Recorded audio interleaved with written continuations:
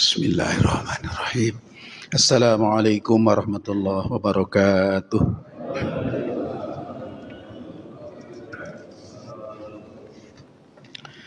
Bismillahirrahmanirrahim. Alhamdulillahirabbil alamin. Wassalatu wassalamu ala sayyidil mursalin sayyidina maulana Muhammad wa ala alihi wa ashabihi ajma'in wa la hawla wa la quwwata illa billahil aliyyil azim. اللهم افتح لنا حكمتك وانشر علينا رحمتك من خزائن رحمتك يا أرحم الراحمين. اللهم افتح لنا فتوح العارفين واجعلنا من العلماء العاملين واجعل أعمالنا خالصة لوجهك الكريم. اللهم انفعنا بما علمتنا وعلمنا ما ينفعنا وزدنا علما warzuqna fahma walhamdulillah ala kulli hal wa na'udzu billahi min hali ahli nar wa sallallahu ala sayyidina Muhammad wa ala alihi wa ashabihi ajma'in walhamdulillahi rabbil alamin. Bapak-bapak dan ibu-ibu yang saya muliakan, kita meneruskan kajian hadis-hadis Rasulullah yang ada dalam kitab Riyadhus Shalihin. Kajian kita sedang berada pada bab al-amru bil ma'ruf wan nahyu 'anil munkar. Jadi amar ma'ruf nahi munkar ya. Kita sudah sampai ke hadis ke-8 kemarin ya, saya lihat. Kita masuk malam ini ke hadis nomor 9. At-tasi'u. Ini hadis nomor 9. Bismillahirrahmanirrahim. An Abi Sa'id Al-Hasan Al-Basri. Dari Abu Sa'id Al-Hasan Al-Basri. Anna A'idh bin Amrin radhiyallahu anhu, bahwa A'idh bin Amri radhiyallahu anhu dakhala ala Ubaidillah bin Ziyad, masuk ke rumah Ubaidillah bin Ziyad. Faqala, lalu A'idh bin Amri berkata, "Ai bunayya, wahai anakku, inni sami'tu Rasulullah sallallahu alaihi wasallam yaqul, sesungguhnya aku mendengar sabda Kangjeng Rasul begini, inna syarrar ri'ail khutamah fa iyyaka an takuna minhum. Faqala lahu ijlis fa innama anta min tukhalati ashabi Muhammad sallallahu alaihi wasallam. Faqala wa hal kanat lahum nukhalah, innama kanatin nukhalatu ba'dahum wa fi ghairihim. Ubaidillah bin Ziyad, A'id bin Amri berkata, wahai anakku, aku mendengar kata Rasulullah bahwa Rasul itu bersabda, sesungguhnya seburuk-buruk pemimpin adalah pemimpin yang kejam. Inna syarrar ri'ai al-khutamah. Seburuk-buruk pemimpin adalah pemimpin yang kejam. Fa iyyaka an takuna minhum.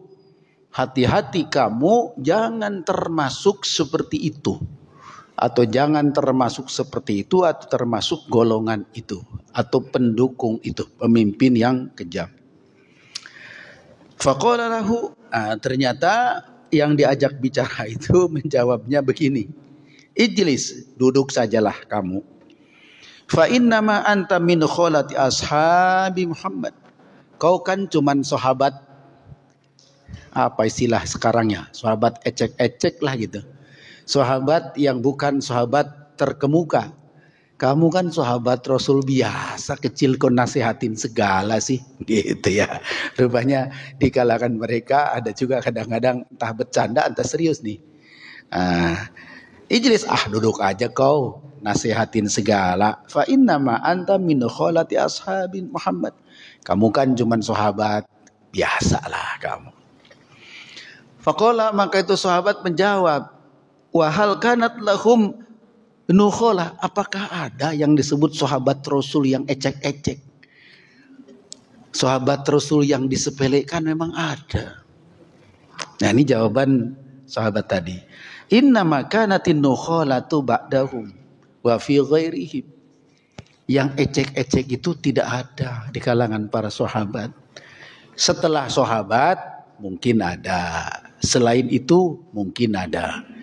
Jadi kalau sudah nasihat sahabat tidak boleh dianggap sepele, itu maksudnya.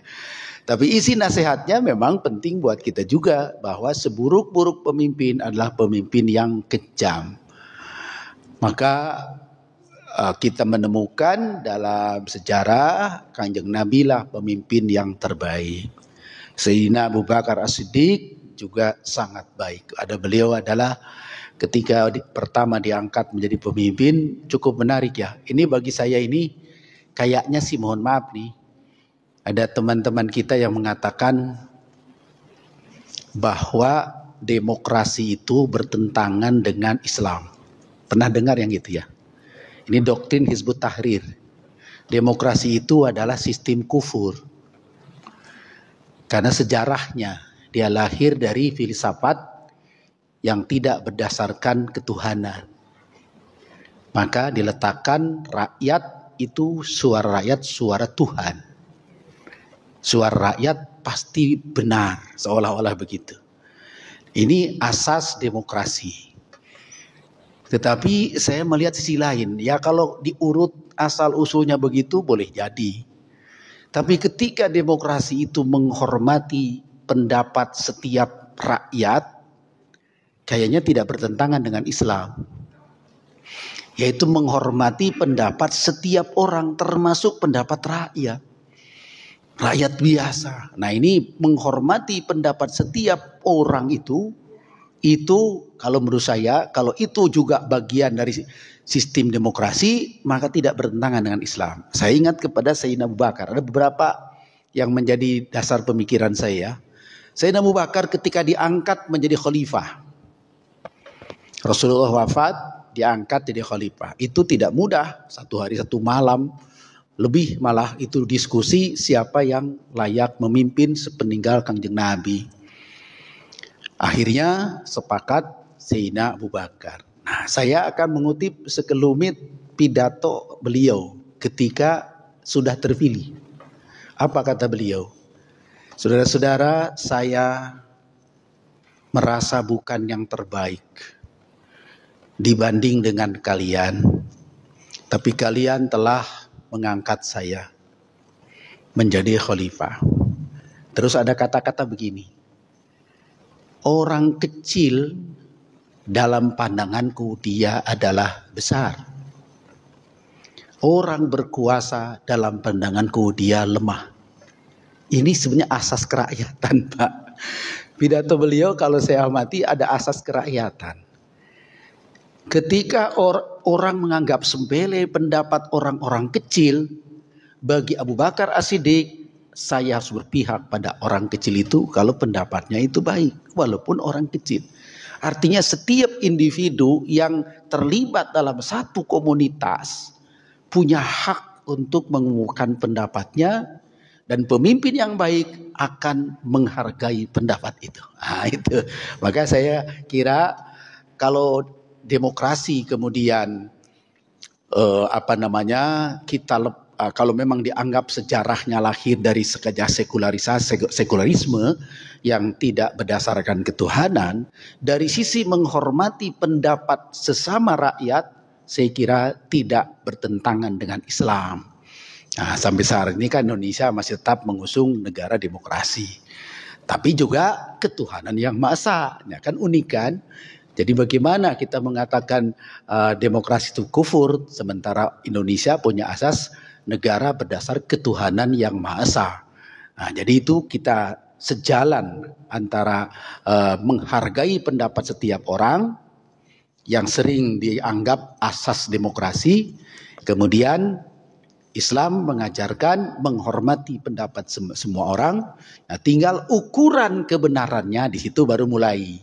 Ukuran kebenarannya negeri kita berasas ketuhanan Yang Maha Esa, tidak boleh keluar dari hukum-hukum yang diyakini sebagai Tuhan oleh bangsa Indonesia. Nah, jadi saya kira inilah kekhususan asas demokrasi bagi bangsa Indonesia.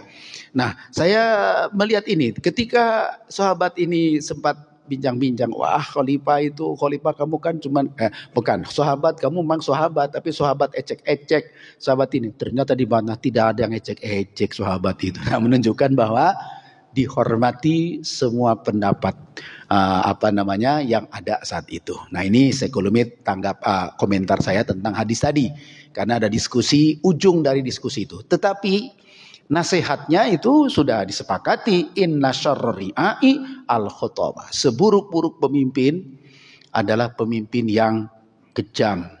Pemimpin yang kejam berarti tidak menghargai pendapat orang, ya, kemudian tindakannya tanpa mempedulikan rasa keadilan. Itu namanya pemimpin yang kejam, ya.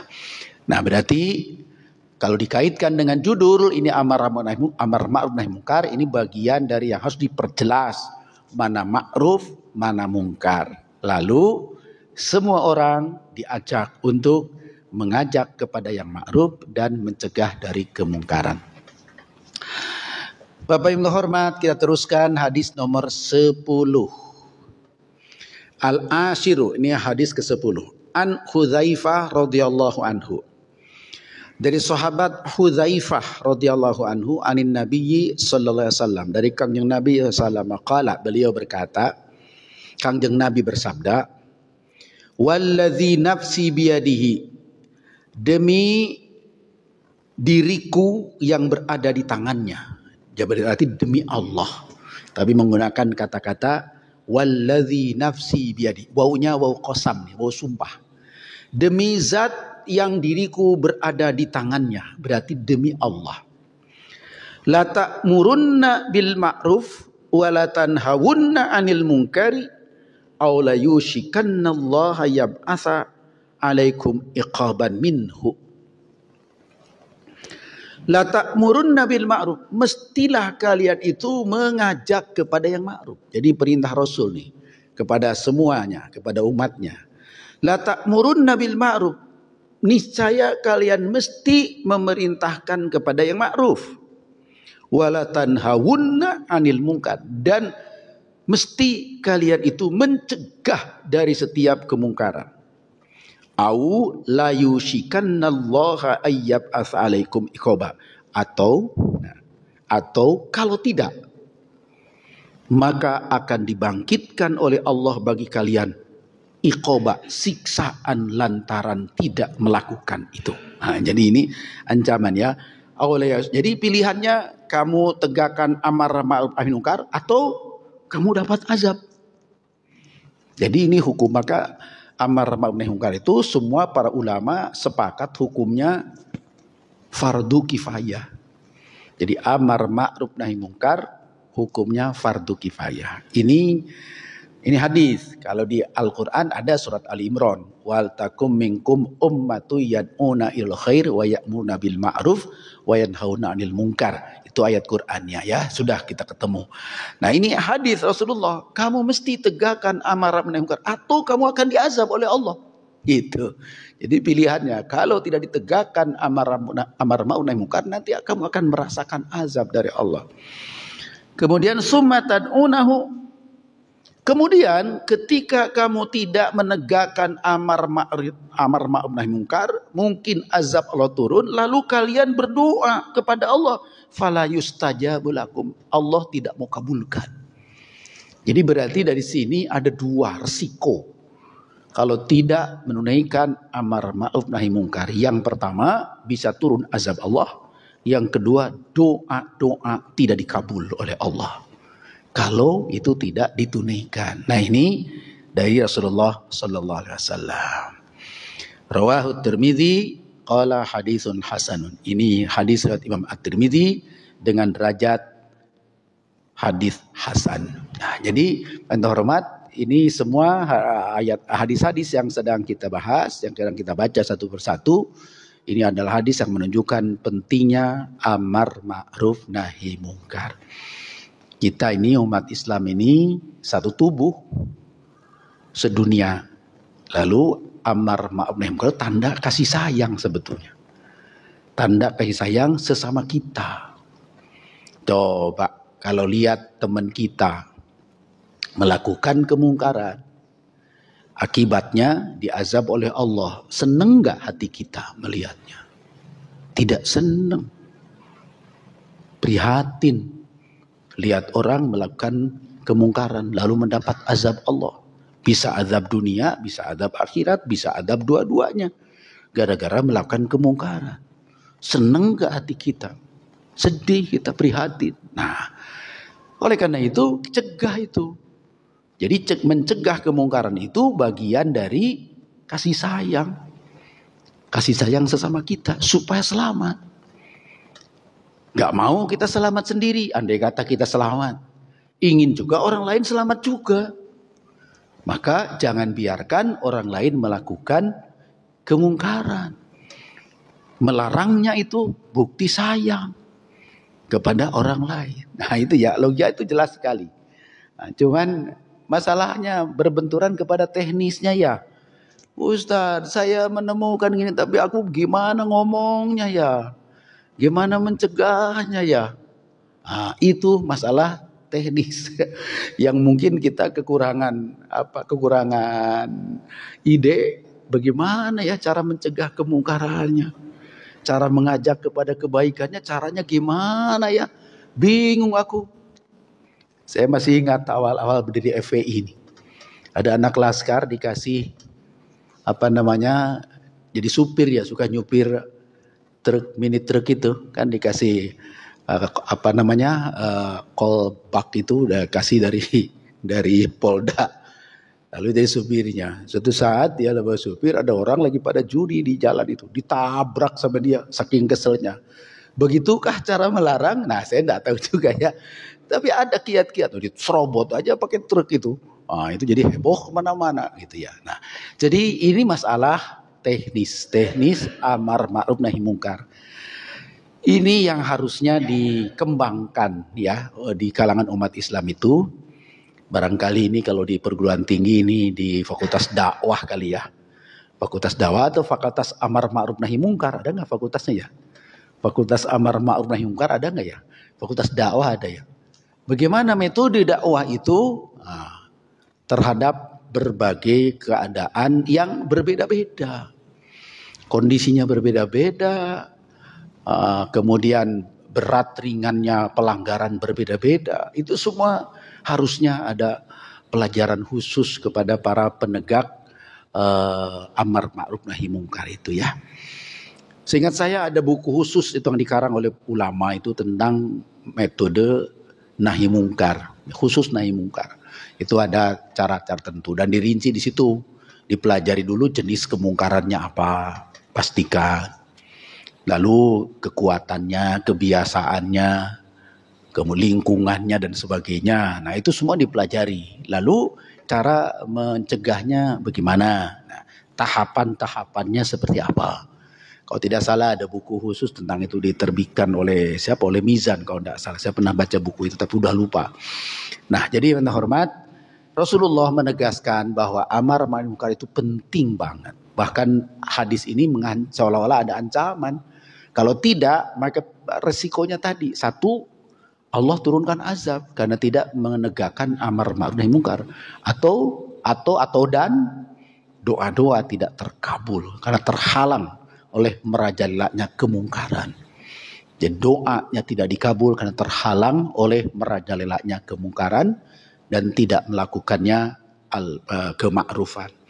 Nah, ini hadis penting untuk menjadi renungan kita semua. Karena sekali lagi penegakan amar ma'ruf mungkar hakikatnya adalah kasih sayang sesama umat supaya kita selamat dunia dan akhirat.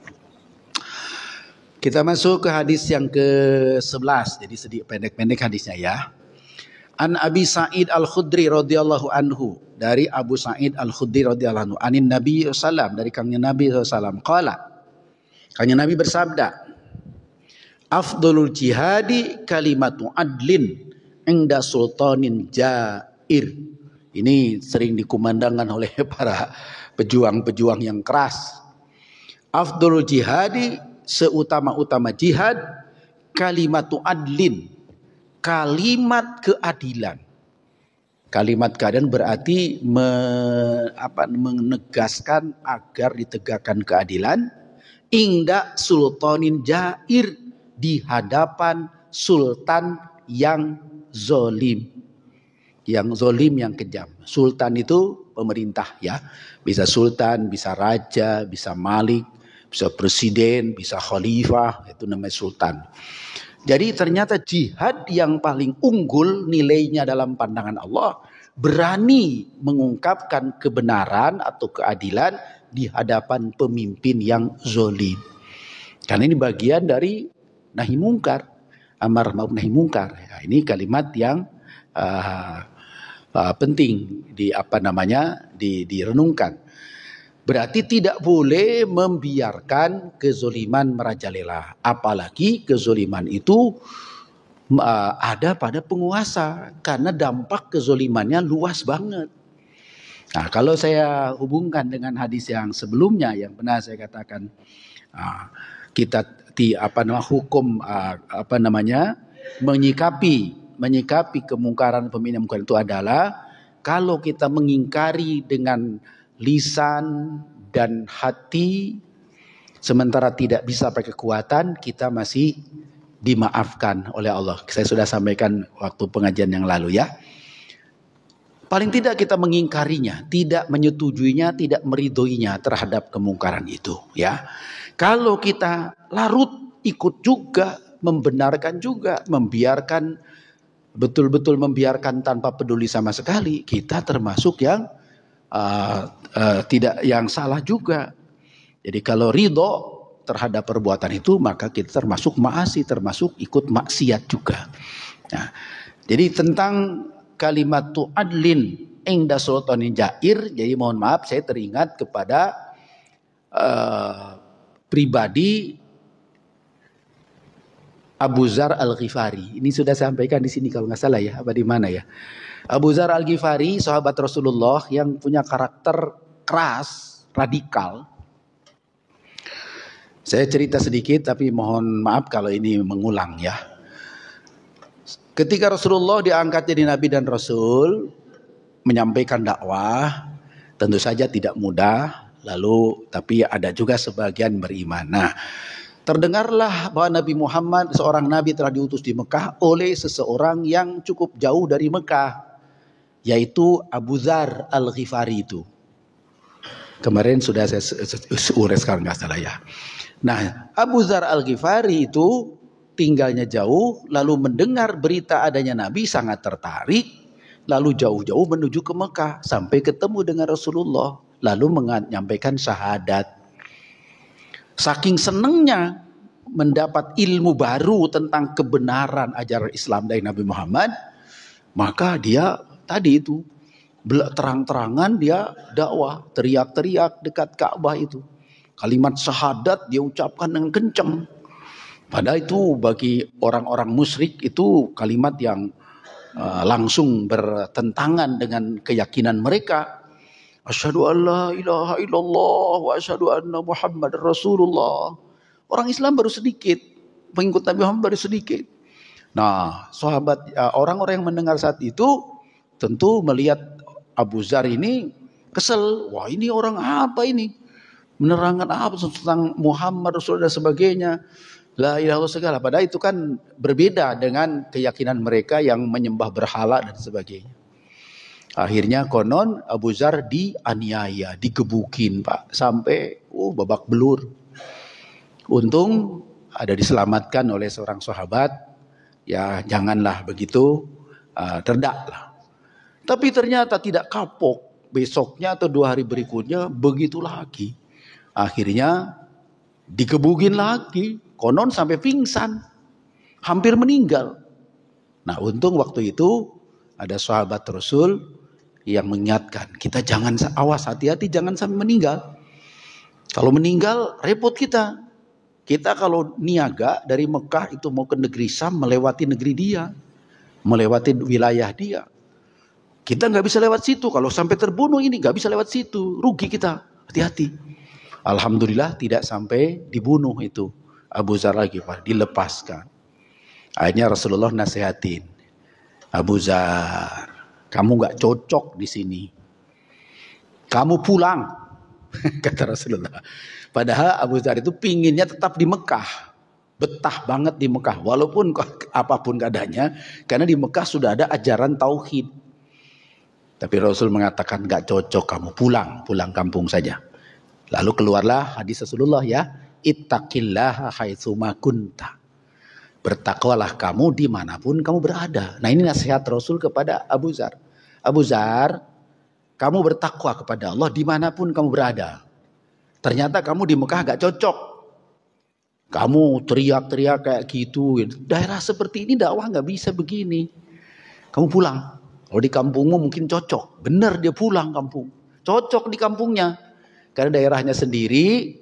Udah banyak yang kenal. Lama-lama banyak pengikut itu. Jadi itu unik juga. Tapi sifat radikalnya tuh gak hilang-hilang. Tetap begitu. Sampai suatu saat Rasulullah sudah wafat. Sayyidina Abu Bakar 2 tahun berikutnya setelah Rasulullah sudah wafat juga.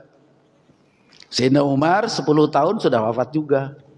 Abu Dzar sudah sepuh ini.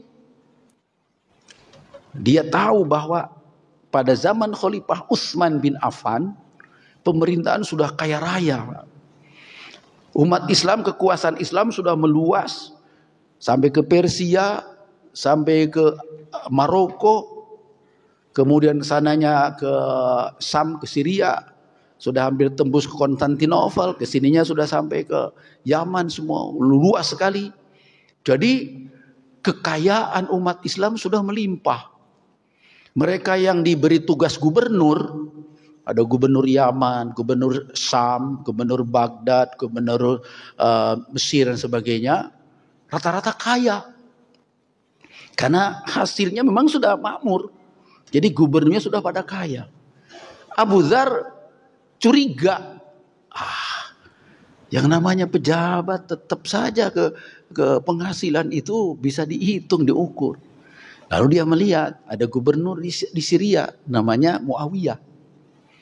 Putranya Abu Sufyan. Itu gubernur waktu itu. Zaman Khalifah Utsman bin Affan. Disamperin sama Abu Dzar, padahal jauh dia dari pinggiran kota Mekah, samperin ke Baghdad, bukan Baghdad, ke Damaskus ya, ke Syria. Karena dia tahu, kenal sama Muawiyah itu, ya sama-sama sahabat, malah lebih seniornya Abu Dzar. Datangin Pak, konon di depan orang banyak itu ditantang. Nah ini mohon maaf, ini memang kalimat adil gitu ya. Tapi metode itu mungkin juga harus diperhitungkan. Di depan orang banyak mungkin ibarat kita mah sedang dengan para pejabat lain sedang kumpul lah. Gubernurnya Muawiyah itu ditantang oleh sahabat Abu Dzar Al-Ghifari. Wahai Muawiyah, saya ingin tahu katanya. Berapa kekayaanmu waktu saat kamu baru masuk Islam? Karena dia masuk Islamnya belakangan memang. Waktu setelah Futuh Mekah itu. Dan berapa kekayaan sekarang setelah kau jadi gubernur? Itu tantangannya begitu. Itu Abu Dzar Al-Ghifari. Sehingga heboh. Muncullah faksi di antara rakyat muncul. Ada yang langsung curiga tuh kepada Muawiyah itu. Nanti jadi oposisi ini Pak. Mengkritik terus kepada Muawiyah. Tapi sebagian, terutama orang yang sudah punya kedudukan di mana-mana itu mendukung Muawiyah. Itu salah satu gambaran memang saat Khalifah Sayyidina Utsman itu terjadi pembelahan. Karena sudah melimpahnya kekayaan itu tantangan sebetulnya ya. Nah, Abu Dzar Al-Ghifari berani mengungkapkan itu di hadapan umum dan dampaknya kepada orang banyak. Orang banyak jadi terbelah. Ada yang suka tetap mendukung Muawiyah, ada yang kritisnya luar biasa. Wah, kalau gitu Muawiyah korupsi ini. Habis uang umat ini dimakan sama dia. Buktinya sekarang dia kaya raya. Nah, itu karena kritiknya Abu Dzar. Rupanya kritik yang berdampak seperti itu sampai beritanya ke pusat, ke Madinah, Sayyidina Utsman bin Affan. Akhirnya Sayyidina Utsman mengirim utusan, tolong Abu Dzar panggil ke sini. Akhirnya Abu Dzar dipanggil ke Madinah. Dinasehatilah oleh Sayyidina Utsman. Betul hadis Rasul, kalimatu adlin inda sultan jair, itu adalah jihad yang paling bagus, berani. Tetapi kondisinya juga harus diperhitungkan. Jangan berdampak keburukan yang lebih luas. Abu Dzar masih tak ngotot. Tapi dengan nasihat Sayyidina Utsman, kau dari sini saja. Akhirnya saya ditempatkan di Madinah untuk sementara. Abu Dzar itu pemerintahan memang diperintahkan oleh Sayyidina Utsman untuk ada koreksi juga di pemerintahan gubernuran di negeri Syam. Itu saat pemerintahan Sayyidina Utsman.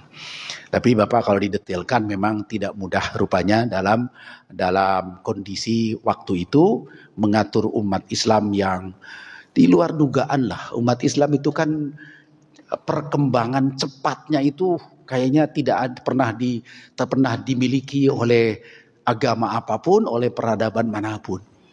Dalam hitungan puluhan tahun, tidak sampai 100 tahun, umat Islam itu dari Madinah, Mekah, Taif, semua meluas lagi sampai konon hampir 1/4 permukaan bumi atau apanya waktu itu ya. Itu sudah langsung dalam waktu cepat. Nah, jadi mohon maaf, nampaknya kita bisa memaklumi pemerintahan pusat waktu itu sampai ke zaman Sayyidina Utsman menata sebaik-baiknya wilayah yang seluas itu dan kultur yang bermacam-macam karena sudah lintas ras ya. Bukan cuman Arab, Persia sudah masuk, Afrika sudah masuk, ke utara selatan Romawi sudah masuk ke wilayah umat Islam. Belum Afrika sebelah selatan, Ethiopia dan sebagainya. Jadi kultur yang berbeda-beda diatur oleh Khalifah satu di pemerintahan pusat Sayyidina Utsman bin Affan. Nah memang cukup berat Sayyidina Utsman waktu itu ya. Akhirnya mohon maaf Sayyidina Utsman sendiri menjadi korban, beliau wafat karena ada gerakan massa dari rakyat waktu itu. Ini kasus terjadi. Tetapi tidak mudah kondisi yang seberat itu. Umat wilayah Islam perkembangannya sangat cepat. Ya kemana-mana, lalu pemerintahannya satu. Metodenya pada dasarnya tidak ada petunjuk yang khusus dari Kangjeng Nabi. Itu diserahkan kepada ide selanjutnya para pemerintahan. Sehingga terjadilah Khalifah satu dan seterusnya itu mengeluarkan idenya masing-masing ya. Nah, saya komentar sedikit. Saya hanya menyampaikan bahwa penegakan amar ma'ruf munkar pada dasarnya oleh Rasul diperintahkan.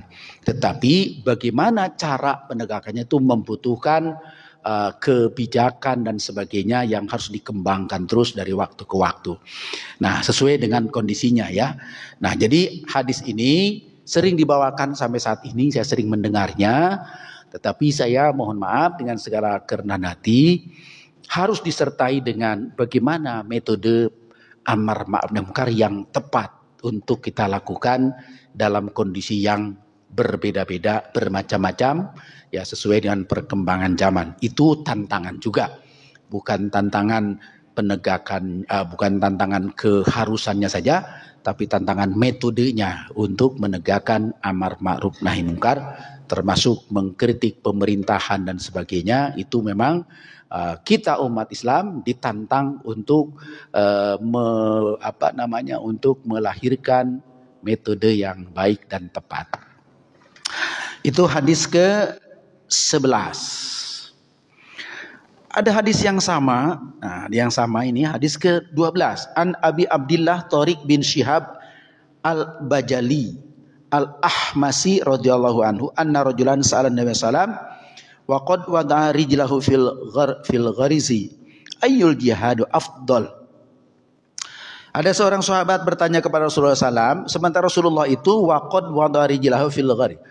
Rasulullah sudah naik ke pelana. Mungkin beliau mau naik unta atau naik kuda, sudah duduk di pelana. Ternyata ada orang yang tergesa-gesa datang bertanya kepada Rasulullah. Orang itu namanya Tariq bin Syihab. Ayyul jihadi afdal. Nah, ternyata pertanyaannya sama dengan hadis yang tadi. Ayyul jihadi afdal, ya Rasulullah, jihad apa yang paling afdal, yang paling utama? Qala, Rasul menjawab, kalimatu haqqin inda sultanin jair. Rupanya sama.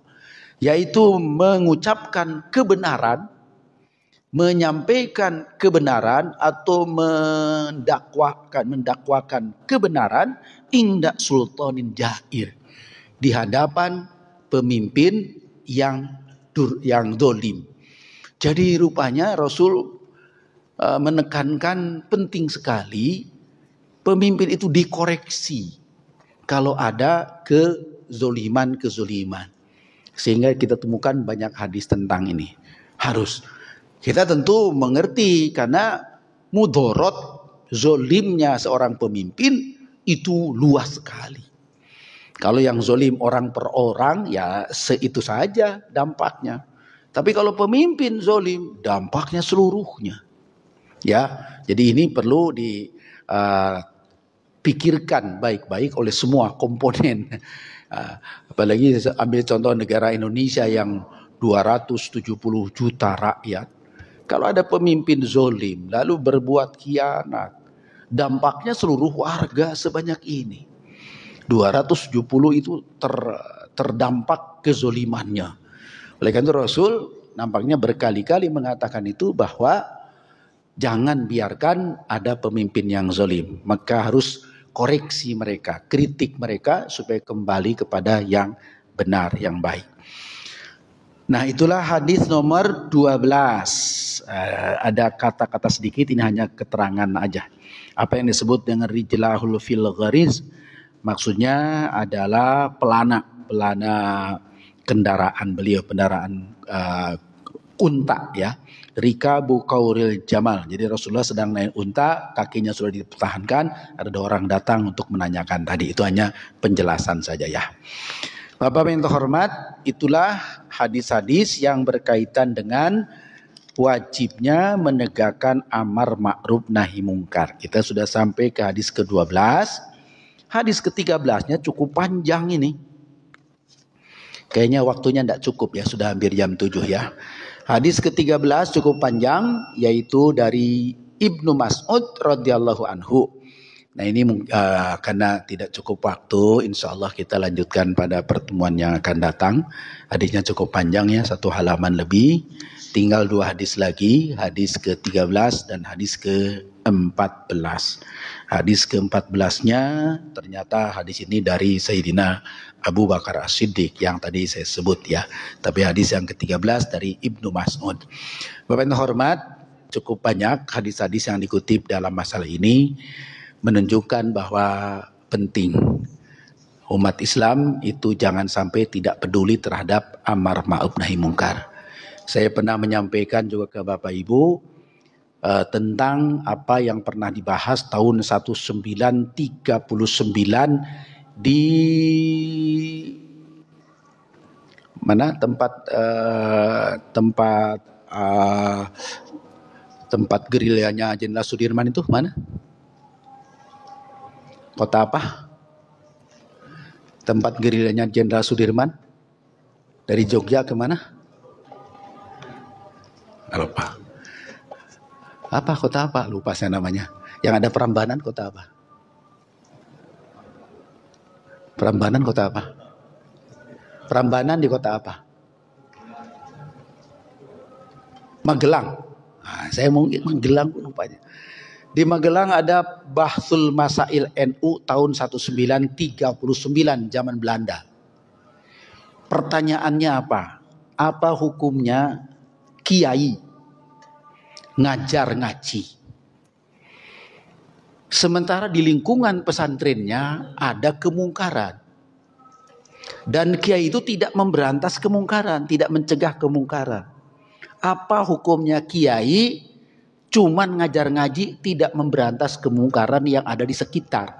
Itu ada di pembahasan Bahsul Masail NU tahun 1939 di Magelang. Jadi saya lupa. Apa jawabannya? Kalau kemungkaran yang ada di sekitarnya sudah ada yang mencegah dan selesai, maka kiai ngajar ngajinya baik, tidak apa-apa.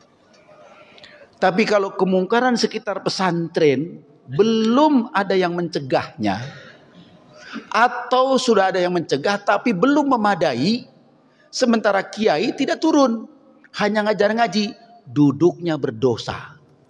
Masih ya, Bapak boleh baca itu dalam Ahkamul Fuqaha, keputusan dari Bahtul Masail NU tahun 1939 zaman Belanda itu. Nah, jadi belum ada, Jepang juga belum ada. Itu menunjukkan betapa pentingnya penegakan amar ma'ruf nahi munkar, tugas semua. Tinggal bagaimana caranya masing-masing. Kalau kita sebagai orang kecil gimana, pejabat gimana, penguasa gimana, punya kekuatan gimana, itu tetap harus ini. Itu prinsip penting itu, untuk jangan membiarkan merajalela kemungkaran ya. Jadi itu ada di pembahasan para ulama. Jadi cukup panjang hadis-hadis ini, tapi kesimpulannya memang amar ma'ruf nahi munkar bagian dari kewajiban dalam beragama kita. Bapak Ibu hormat, mohon maaf lebih kurangnya, itu dulu dan kami sampaikan. Semoga ada manfaatnya, dan kalau ada salah-salah mudah-mudahan mohon diampuni oleh Allah, dan mohon maaf kepada Bapak Ibu semuanya. Semoga petunjuk Rasul dalam bentuk hadis-hadis ini menjadi pegangan hidup kita agar kita selamat dunia dan akhirat. Amin ya rabbal alamin. Allahumma aqnina bil ilmi wa zayyinna bil hilmi wa akrimna bit taqwa wa jamilna bil afiyah. Wa sallallahu ala sayyidina Muhammad wa ala alihi wa ashabihi ajma'in. Walhamdulillahi rabbil alamin. Wassalamualaikum warahmatullahi wabarakatuh.